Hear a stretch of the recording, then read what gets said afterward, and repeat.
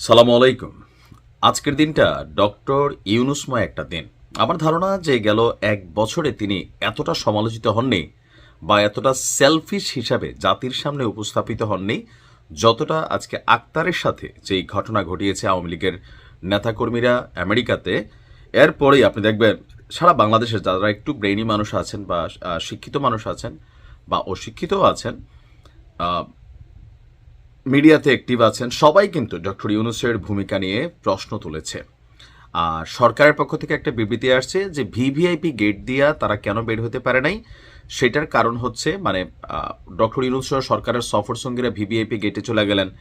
তো মির্জা ফখরুল সাহেব বা ডক্টর তাহের সাহেব অথবা এনসিপির যে নেতা আক্তার, তারা কেন জেনারেল গেট দিয়ে বের হলেন? এখানে নাকি ভিসা জনিত জটিলতা ছিল, সেই কারণে তারা ওই গেট দিয়ে বের হতে পারে না। তবে আমাদের আলোচনার বিষয় অন্য জায়গায়। ডক্টর ইউনূসের উপরে কি কোনো রকম জীবননাশের প্রাণনাশের হুমকি আছে? অবশ্যই আছে। তবে আমরা আজকে ডক্টর ইউনূসকে নিয়ে কথা বলতেছি না, ওই যে তালে তালে আমরাও চালাই দিলাম আর কি। ঘটনাটা হচ্ছে ভিন্ন এক জায়গার, আর নাম দুইটা মিলা গেছে খাপে খাপ। হ্যাঁ, উমকের বাপ। যেহেতু এখানে ইউনূস এবং শাবনূর, তো আপনারা অনেকে নিশ্চয়ই এটাই মনে করছেন ডক্টর ইউনূস বলার নায়িকা শাবনূর, বিষয়টা টোটালি ভিন্ন। আসুন মূল ঘটনায় কি? মাদারীপুরের ঘটনা। মাদারীপুরের কালকিনিতে ইউনূস সর্দার নামের এক যুবককে হত্যা চেষ্টার অভিযোগ উঠেছে স্ত্রী এবং শ্বশুরবাড়ির লোকজনের বিরুদ্ধে। ওই যুবকের এক হাতের কবজি কেটে বিচ্ছিন্ন করা ফেলা হয়েছে, আর এই ঘটনায় থানায় মামলা দায়ের হয়েছে। ভুক্তভোগী ইউনূস সর্দারের বাড়ি কালকিনি উপজেলার চর দৌলত খান গ্রামে, আর তার স্ত্রীর নাম শাবনূর আক্তার, বয়স হচ্ছে 30। কারা ওই এলাকার আছেন আপনারা নিশ্চয়ই ঘটনা জানেন যে তার এক হাতের কবজি ফালাই দিছে।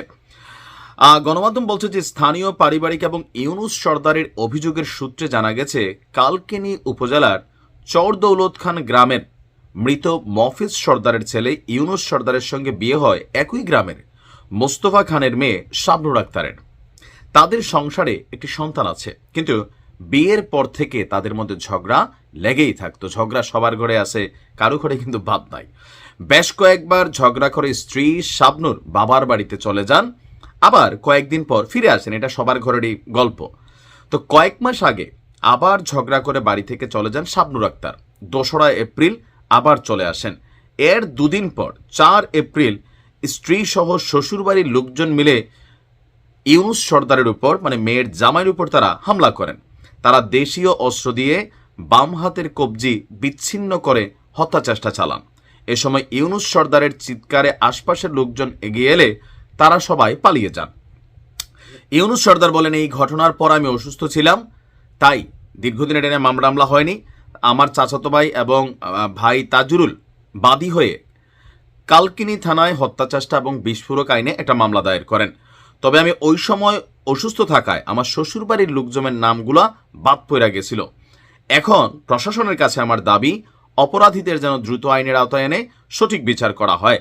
আর এই ঘটনা তার স্ত্রী শাবনূর আক্তার জড়িত দাবি করে তিনি আপনার বক্তব্য দিয়েছেন। তবে তার স্ত্রীর মোবাইল ফোন বন্ধ থাকায় কোনো বক্তব্য নেওয়া সম্ভব হয়নি। বিষয়টা হচ্ছে, এটা কি এই মুহূর্তে কোনো গুরুত্বপূর্ণ নিউজ? অনেকে ভাবতে পারেন, নিশ্চয় কমেন্টে লেখছেনও, না গুরুত্বপূর্ণ না, বাট মার্কেটটা এখন ডক্টর ইউনূসময়, সেই কারণে হয়তো আমরা নিউজটা করলাম আর কি। ভালো থাকবেন।